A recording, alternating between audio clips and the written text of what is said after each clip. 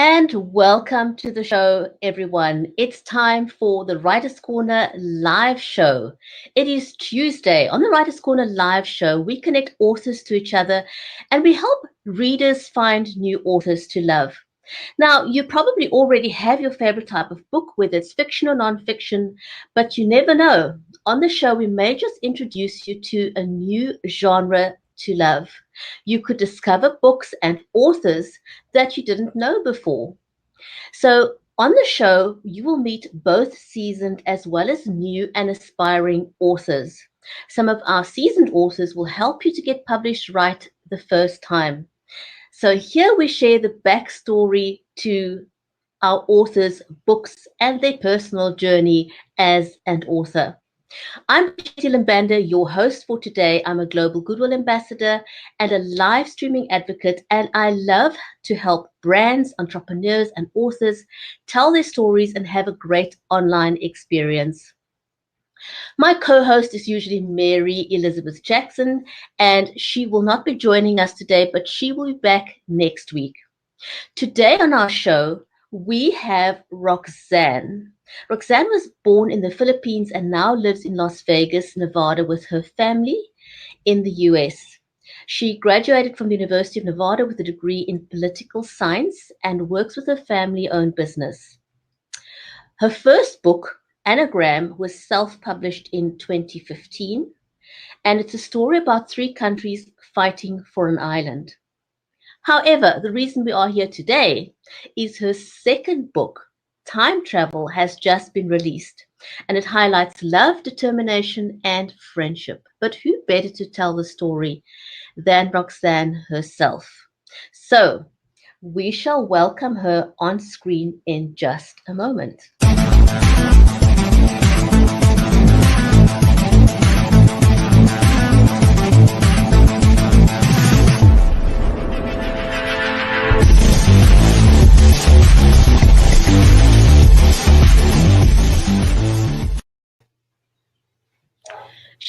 Roxanne, welcome to the show. So lovely to have you here today. How are you? I'm doing great. How are you? And thank you for having me. It's an absolute pleasure. One of the things I have loved about the show is the ability to meet so many people from different parts of the globe. Now, you originally from the Philippines, right? You were born in the Philippines. Yes, I was. And Yes, I was born in the Philippines, and we moved here in the United States when I was 13 years old. do you miss the Philippines? I do. I do miss it a lot, and I'm very fortunate that I get to visit it once a year. So I'm gonna visit next year with my mom. What do you love most about the Philippines, or what do you miss most about the Philippines? I love, our culture, our language. I miss my relatives so much. My cousin, actually. Has the Philippines or being from the Philippines influenced your writing journey in any way? Well, I guess when it comes to being with my cousins, I guess it kind of involved in my story how important friendship is, and the beauty of being in the Philippines. It inspires me to actually write my first book based on the Spratly Islands and the Philippines fighting for those islands. So, yes. I read your story about your first book. You wrote it at your Lola's house, right? I did when I was in 2015. I remember talking to my grandmother about it, and it's just like, okay, go ahead. And he inspires me actually to write it more and finish it. So your grandmother was your inspiration behind your first book, and she encouraged you to continue writing. Because I always like to ask authors, what was your inspiration, and who is it that got you to write, to become an author? When did you discover that you have a talent for writing? When I start reading books, I was like, what if I love reading? What if I can write one? So, what was your first? Did you start writing little short stories? How did you get into writing? What was your journey like? I started on a novel base, which is around 50,000 words, actually. I just want to start the whole book. I wanted to start Ah, short stories, but I'm not. ready for that yet. I need to learn more about writing. So Who is your inspiration in terms of more experienced authors that helped you get onto the page and write? authors that I read, like Mitch Albom, I like his stories, very inspirational. Dan Brown, the Robert Landon series, that gave me more details to my story. So real life authors are my inspiration for that. I learn a lot from them from reading books. At what age did you start reading, and would you say that your parents had any influence on your love for reading at all? The age I started reading, probably when I was around like 10 or 13. And yes, my parents did inspire me to write a book because they're very supportive. Like right now, I'm doing marketing on my second book and they're very, very supportive. They drive me to my events actually. So it was heartwarming for me. And that's quite important because we all need someone in our corner. And in your case, you say it's your parents that basically is in your corner and they're helping you on your journey as an author. Now, your first book, interestingly, was self-published. Tell us a little bit about that and why you decided to self-publish. Being a first published self author, it was very hard because I have to do everything from editing to doing the front cover, and a lot of work, a lot of hours dedicated to it. And why I decided to self publish, because I was having a hard time to have someone published it. I do get rejection from agents and also publishers, so I decided to go self publish. Well, I love that you didn't give up at the first opportunity and that you pushed through your journey to become self-published. Tell us a little bit about the process of self-publishing. What exactly did you do and how did you do it? Basically, when I finished writing, that space, but it's now under. I upload my document on that platform, and I did the editing, and they have their own design, the front cover. So I did the front cover in Amazon, and then after that, it was just press okay, you're done, and then there you go, you have your first book, and it's up to you now how you're gonna market it to the people. And so what have you done in terms of marketing? Because, you've obviously learned that when you upload your book isn't the end of the journey. It's actually just the beginning. So Yes, I how have you do. Yeah. marketed your book?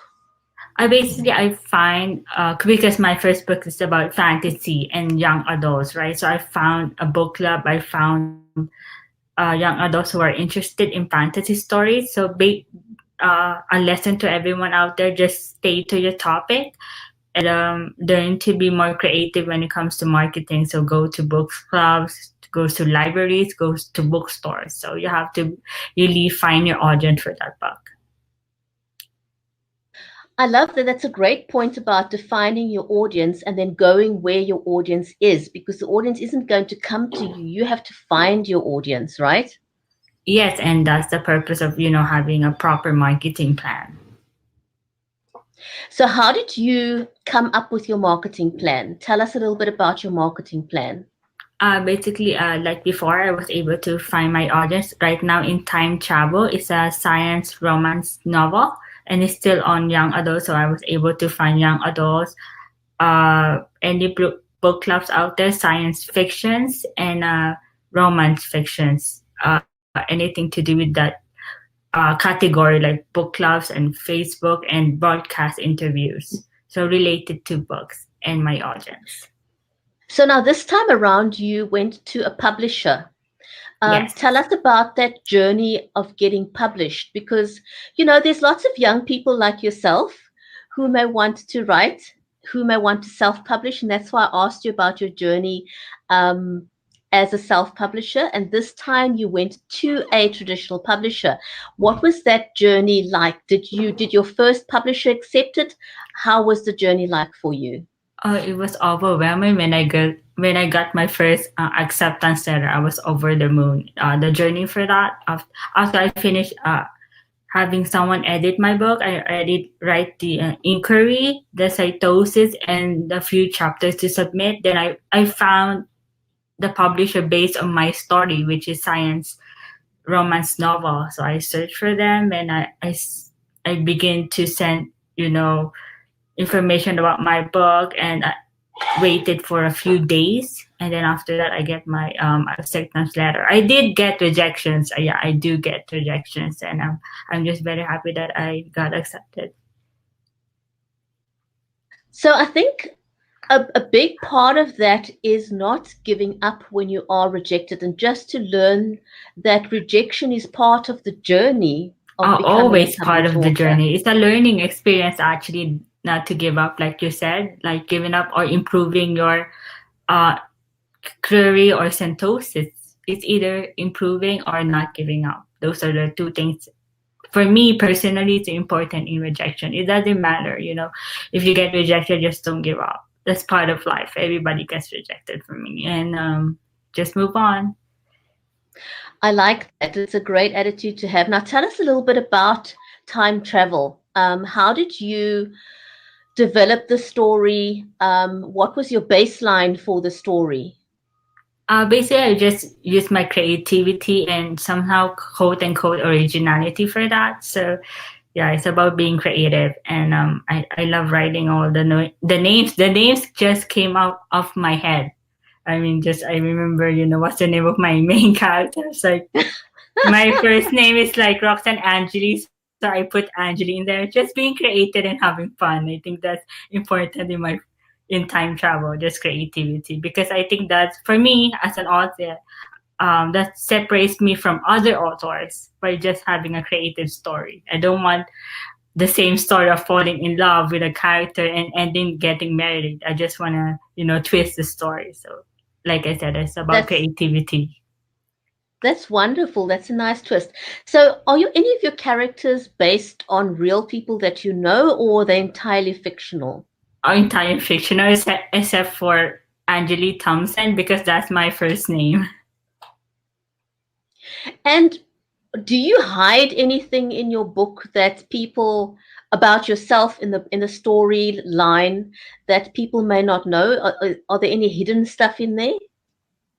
No, there's no hidden stuff. Just Angeli Thompson is a very intelligent woman. I wish I was her when I was in high school, because I always wanted to invent a time machine.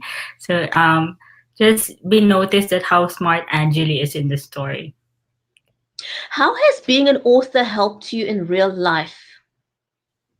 By being hardworking and not learning, like we mentioned before, not to give up.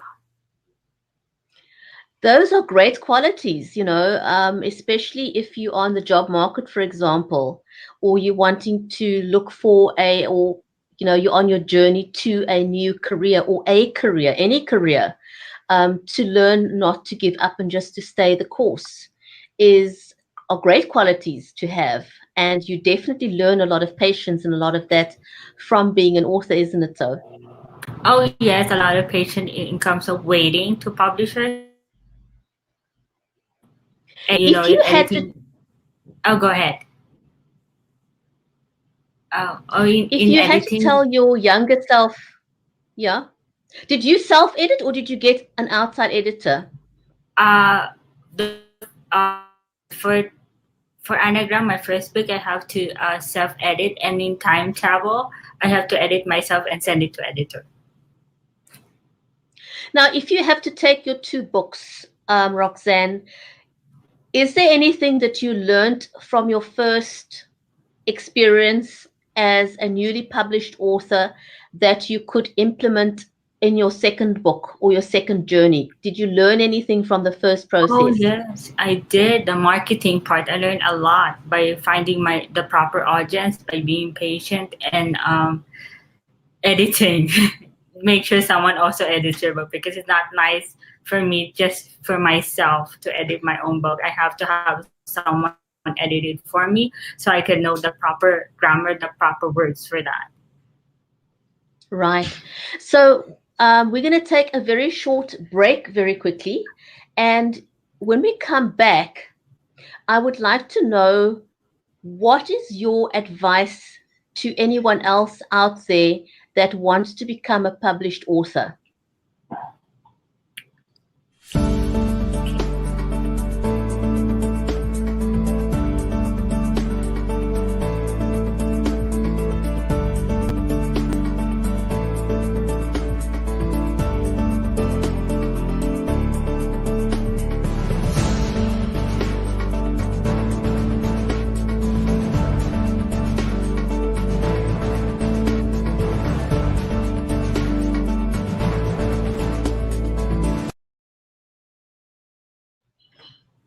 And we're back. So, Roxanne, if someone out there is watching this interview or listening to this interview right now, and they want to embark on the journey as, to become an author, what is your advice to them? Be creative and work hard for it, because being creative, it sets you apart from other editors, and it gives you a more approach why people gonna love your book. You just have to be creative on that. You have to know it's right for you, and it's right for them. You have to be creative, because that's what stands out the most. And be work hard for it. If you work hard, you will finish on time. You will get what you want in with publishers and with your audience. You studied political science, right? Yes. Has that helped you in any way as an author? Yes, it does. In political science, we usually read a lot of books. So it helped me be patient with reading how to write a book. Like I have to read about grammar, probably the whole book. So I have no problem reading that long, because I in college I was able to do that. And on my first book which is actually political as well. So it helps me being a political science graduate to have a proper ending on that. Now, when it comes to being creative, because you speak about being creative quite a lot and how that's helped you, do you think that creativity is something that you're born with, or is it something that can be acquired and nurtured? I think creativity, I guess you just have to have it. Either you're born with it, or either you don't have it. But it's something that you have to search for. I mean, everybody from my heart, I think it's creative. So they just have to find a way to be creative. Right. And is there anything that you can do to stimulate your creativity that you would recommend? Basically, just with creativity, you just find a way to just let it out of your mind. Just as a book author, I with my creativity, I let it out and expand it. So I put it in paper. Just make sure, don't be shy about it. Just show your talent. In talent, for me, there's nothing wrong with that. So my next question to you, Roxanne, is how do you write? Do you write by hand, longhand on paper, or do you type?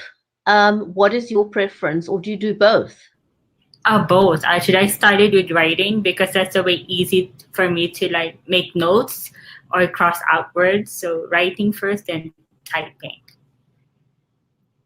And when do you find yourself most creative during the day? Morning? Are you a morning person or a night owl? When do you find, how does it work for you? What works for you? Any day actually, but since I work in a family business, every day from at least 9 to 5, um, I work mostly after 6. So basically any time, but you will see me work a lot after nighttime.